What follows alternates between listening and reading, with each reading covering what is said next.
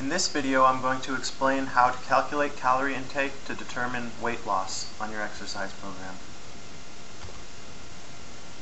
I'm going to discuss basic concepts and terminology.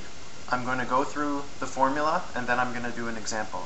So there's a lot to cover in 10 minutes, so bear with me. First, what is a calorie? Most people don't know what a calorie is.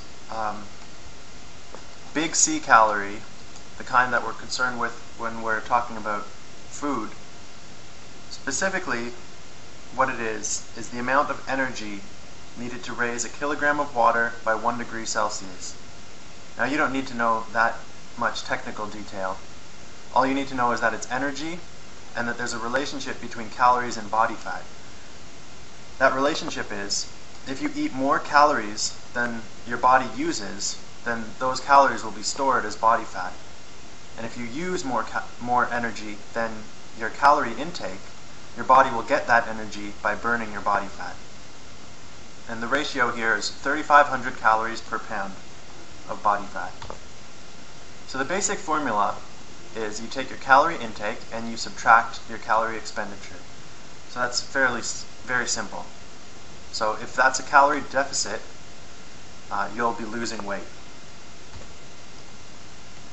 Calorie expenditure refers to the calories that your body uses during exercise, as well as the calories that are used just to maintain your body. You're burning calories all the time, even when you're sleeping. So we have to calculate what's known as your resting metabolic rate.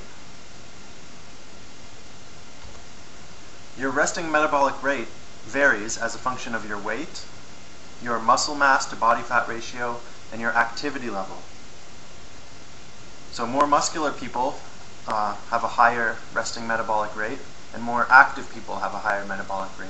Your muscles actually can burn more calories.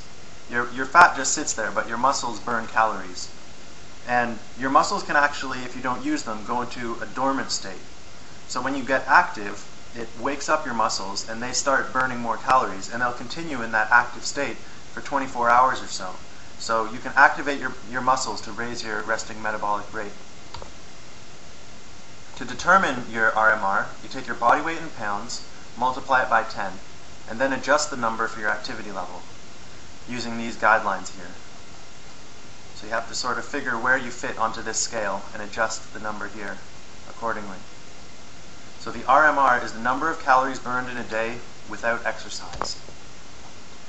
Now we have to know how to determine calories burned during exercise. Some cardio machines will tell you this when you do your workout, but you might have to calculate the calories you burn. So depending on the exercise you did, you'll have to look up how much calories are burned during that exercise. The amount of calories that you burn varies as a function of your weight. So I'll give you some examples.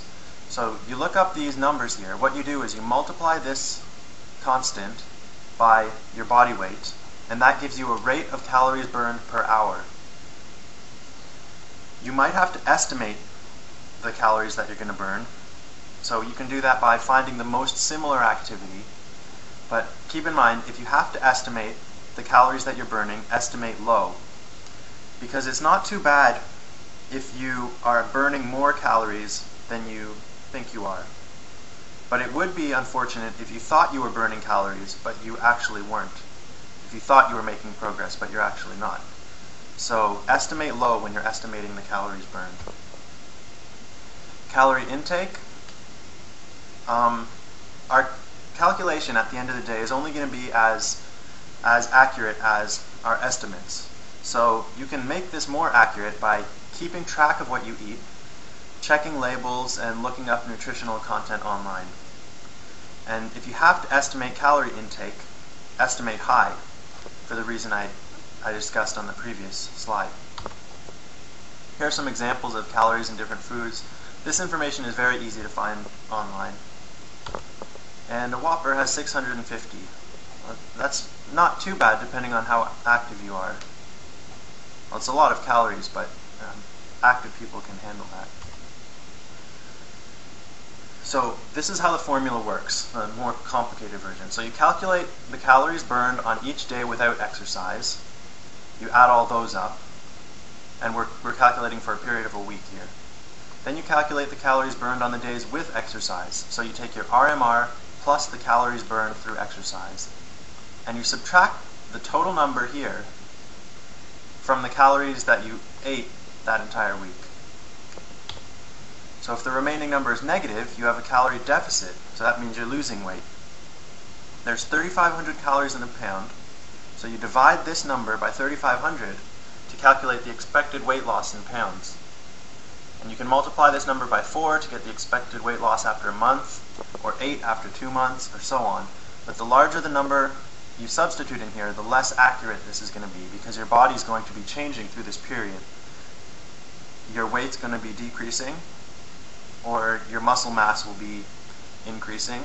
So you can calculate this again every 2 or 4 weeks or so.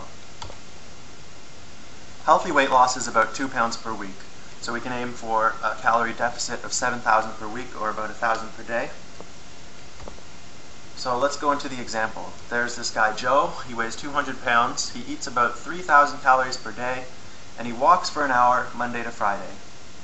So we'll call him moderately active for walking for an hour Monday to Friday. So Joe, first we want to calculate his RMR. So he weighs 200 pounds. Remember, to get RMR, you just multiply by 10. And then you adjust for activity level. We said he was moderately active, so that's a 50% increase.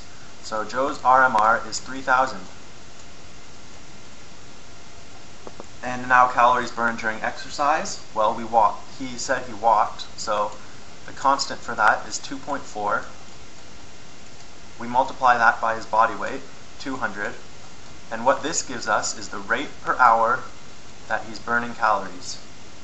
And we multiply that by the amount of time that he exercises, which is 1 hour.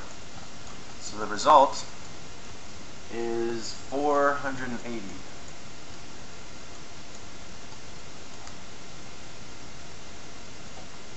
Okay, so the days during which he's exercising, Monday to Friday, so 5 days, multiplied by the calories burned on those days. That's his RMR, 3,000, plus the calories burned during exercise, 480.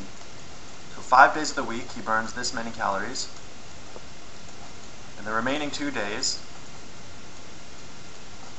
he burns just his resting metabolic rate, which is 3,000. So the total number is 17,400.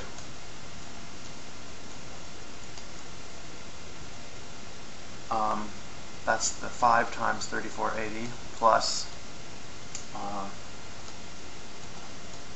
6,000. So you get a total of 23,400.